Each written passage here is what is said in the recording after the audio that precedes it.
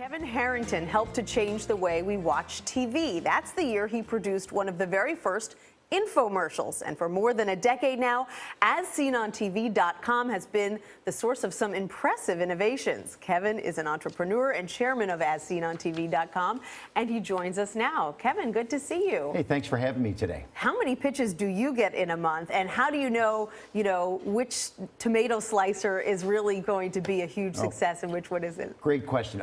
Over 1,000 people a month come to our website looking for distribution for their product, and we look, first of all, for a mass market problem solver. You know, the invention community is the backbone of America in my world.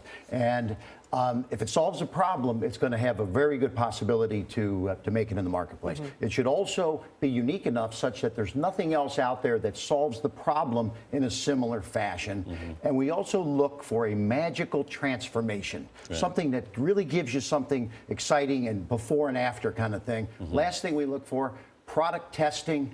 It's important that the product works. It's got to be really a good product, and we want to see testimonials, doctors, and testing labs, and those kinds of things, clinical studies, and those, to back up the efficacy of the product. You get called the infomercial king. When did you yourself know that you wanted to be an entrepreneur?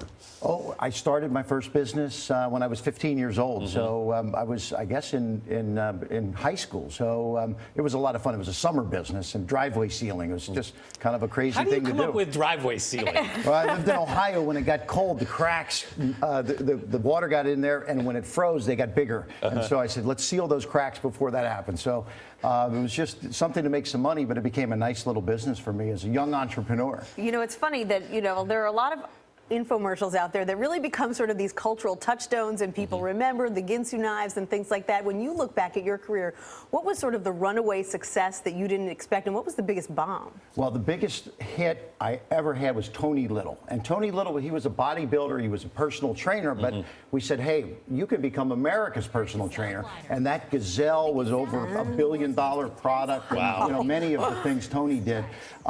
One of the biggest bombs was in the fitness business also, and actually in a similar fashion, Chubby Checker did a product called the Twisticizer, and it just didn't work. Okay, so when he came to you with that, how did you react to that? Well, I thought it might, because it had a little phonograph kind of movement to it, and he was the twist, Sure. So, but he just, Tony Little was a super salesman. Chubby was a great artist, but he just didn't transcend into the selling side of the business. So. And obviously, you're looking for products that make for good TV. There might be something that works really well, but if it can't sustain a half-hour infomercial where you're looking at it from this angle and that angle and how does it work, it's not really going to fit into your category. Well, no, see, the industry has changed so much today. Right now, for example, at AsSeenOnTV.com, we get over 15 million unique visitors to that site. And infomercials are no longer just television.